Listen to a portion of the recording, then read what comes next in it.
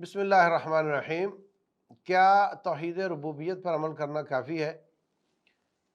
اللہ تبارک و تعالیٰ جتنی نعمتیں دیتا ہے، یہ عقیدہ رکھنا کہ وہ ایک رب ہی دیتا ہے، یہ توحید ربوبیت ہے۔ اس کو رب ماننا، خالق مالک رازق ماننا، اور کائنات کو چلانے والا سمجھنا، اور اس کے اگینسٹ جو انسان عبادات کرتا ہے اس کا حقدار بھی صرف وہ ایک ہے، یہ توحید الوہیت ہے۔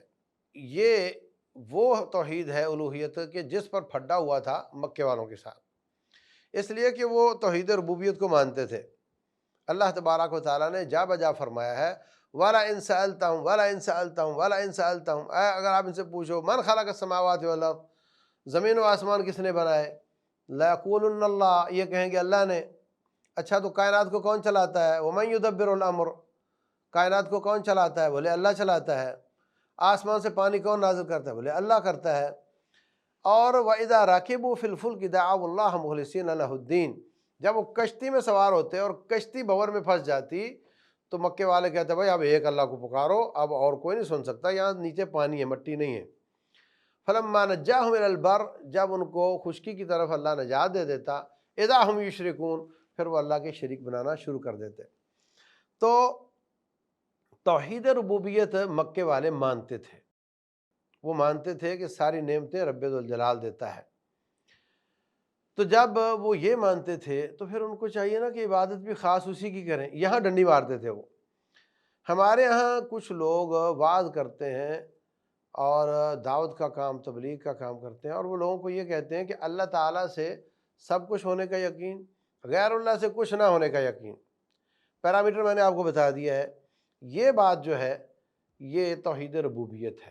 الوہیت کیا ہے؟ ایک ہی رب کو تمام عبادات، ایک رب کے نام لگانے کا یقین، یہ توحید الوہیت ہے جس پر مکے والوں سے اختلاف ہوا تھا۔ یعنی پہلی توحید وہ مانتے تھے، نبی کے آنے کا جواز تب فراہم ہوا کہ وہ توحید الوہیت کو نہیں مانتے تھے صلی اللہ علیہ وسلم۔ تو اس کا مطلب یہ ہے کہ اگر ساری کائنات اس بات پر آ جائے کہ اللہ سے سب کچھ ہونے کا یقین، غیر اللہ سے کچھ نہ ہونے کا یقین ضروری ہے مگر کافی نہیں ہے، کیونکہ اس عقیدہ کو اپنانے کے بعد نبی صلی اللہ علیہ وسلم مکہ میں تشریف لائے ہیں، تو یہ کافی نہیں ہے۔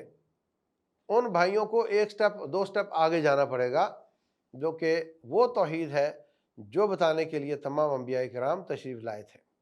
اللہ فرماتے ہیں وَمَا أَرْسَلْنَا مِن قَبْلِكَ مِن رَّسُولٍ إِلَّا نُوحِي إِلَيْهِ أَنَّهُ لَا إِلَٰهَ إِلَّا أَنَا فَاعْبُدُونِ، آپ سے پہلے جتنے بھی انبیاء آئے ہیں سب کو ہم نے وحی کی تھی کہ میرے سوا کوئی عبادت کے لائق نہیں ہے، میری ہی عبادت کی جائے۔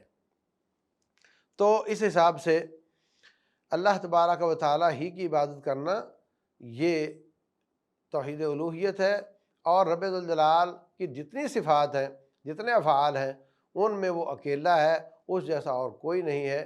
یہ توحید اسماء و صفات ہے، اس کو بھی ماننا بہت ہی ضروری ہے، سب سے زیادہ ضروری ہے۔ تو ابتدائی طور پر توحید ربوبیت کے تمام نعمتیں اللہ دیتا ہے اور اللہ سے سب کچھ ہونے کا یقین ہے، یہ وہ بنیادی توحید ہے جو اکثر معاشرے مانتے تھے اور انکار نہیں کرتے تھے، اور مکے والے بھی مانتے تھے۔ تو یہ کافی نہیں ہے، اگرچہ ضروری بہت ہے۔ اس وقت جو ایتھیزم آیا ہوا ہے یا الحاد کی تحریک چل رہی ہے، وہ اللہ تعالیٰ کی توحید ربوبیت کو بھی نہیں مانتے، جیسے کمیونسٹ ہیں، سوشلسٹ ہیں، یہ اور یہ آپ کے بدھو اور یہ جو چائنا وغیرہ کے کورین ہیں، یہ اللہ تعالیٰ کی توحید ربوبیت بھی نہیں مانتے ان میں اکثر۔ تو یہ بھی ضروری ہے، اور جو یہ مانتا ہے اس کو اگلے سٹیپ پہ جانا چاہیے کہ عبادت کے لائق بھی صرف ایک ہی اللہ ہے، اور یہ کہ تمام اوصاف حمیدہ اور افعال مبارکہ جو رب ذوالجلال کے ہیں، اس جیسے افعال اور اوصاف اور کسی کے نہیں ہیں، یہ بھی قوم کو سکھانا ہے۔ اس کے بغیر کوئی بندہ جنت میں نہیں جا سکتا۔ رسول اللہ صلی اللہ علیہ وسلم کے پاس ایک شخص آتا ہے، کہتا ہے حضرت یہ لونڈی، اس کو میں نے کسی بات پہ غصہ کر کے تھپڑ مار دیا تھا، اب میرا دل چاہ رہا ہے میں اس کو آزاد کر دوں، تو آپ مجھے اس کا ٹیسٹ لے لیں، اگر یہ مسلمان ہے تو میں اس کو آزاد کرتا ہوں۔ اب آپ نے اس کو توحید ربوبیت کا سوال نہیں کیا کہ بتاؤ کہ کائنات میں نعمتیں کون دیتا ہے؟ الحمدللہ رب العالمین، یہ ربوبیت ہے۔ مالک یوم الدین ربوبیت ہے۔ इय्याका नअबुद, तेरी ही इबादत करते हैं, तो इससे ही मदद मांगते हैं, ये उलूहियत है। और अर्रहमान रहीम और मालिक यौमिद्दीन, ये उसमें भी आ जाता है, तौहीद अस्मा व सिफ़ात में भी।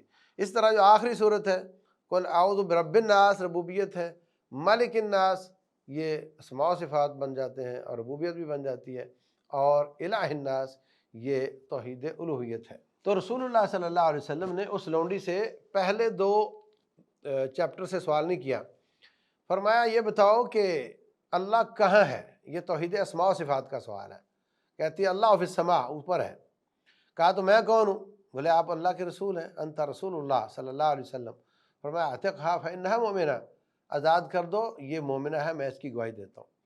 तो अगर एक शख्स रुबूबियत वाला है और उसको अगले स्टेप मालूम नहीं, तो इस टेस्ट में फ़ेल हो जाएगा, वो जन्नत में नहीं जा सकता। इसलिए तौहीद रुबूबियत काफ़ी नहीं, तौहीद उलूहियत और अस्मा व सिफ़ात मानना ज़रूरी है। इसके बगैर तौहीद मुकम्मल नहीं होती, और जिसकी तौहीद दुरुस्त नहीं वो पूरे ईमान वाला नहीं, और वो तौहीद के में खलल डालकर जन्नत में नहीं जा सकता। जैसा कि मैंने आपके सामने आयात और हादीस की रोशनी में अर्ज़ किया है। अल्लाह तबारक व तआला फरमाते हैं वलौ अशरकू लहबिता अन्हुम मा कानू यअमलून, अगर तमाम अंबिया अल्लाह के बराबर किसी को समझ बैठते और अल्लाह के साथ किसी को शरीक कर लेते तो उनके तमाम आमाल ज़ाया हो जाते। और नबी सल्लल्लाहु अलैहि वसल्लम को भी अल्लाह ने यही फरमाया लइन अशरकता लयहबतन्न अमलुका, अगर आपने शिरक किया तो आपके आमाल ज़ाया हो जाएंगे। हालांकि अंबिया शिरक नहीं करते, हमें समझाया गया है कि आपने इससे दूर रहना है, ये बहुत गहरा गड़ा है। तो इसलिए जो शख्स तौहीद रुबूबियत से आगे कदम नहीं बढ़ाता वो कैसे समझेगा और कैसे उसमें शिरक से बचेगा? तो ये सारा मिलाकर ही तौहीद बनती है, हमें सारे को समझना ज़रूरी है। और जो शख्स मौत तक इस पर पहरा देता है, उससे गुनाह हो भी गए, अल्लाह उसको चाहे मुआफ़ करके जन्नत दे देगा और चाहे सज़ा देकर जन्नत दे देगा, आखिरकार उसने जन्नत में ज़रूर जाना है। तो तौहीद जन्नत की दामन है, इसलिए हमें तीनों लेवल की तौहीद को समझना चाहिए और अमल करना चाहिए। वल्लाहु तआला अअलम।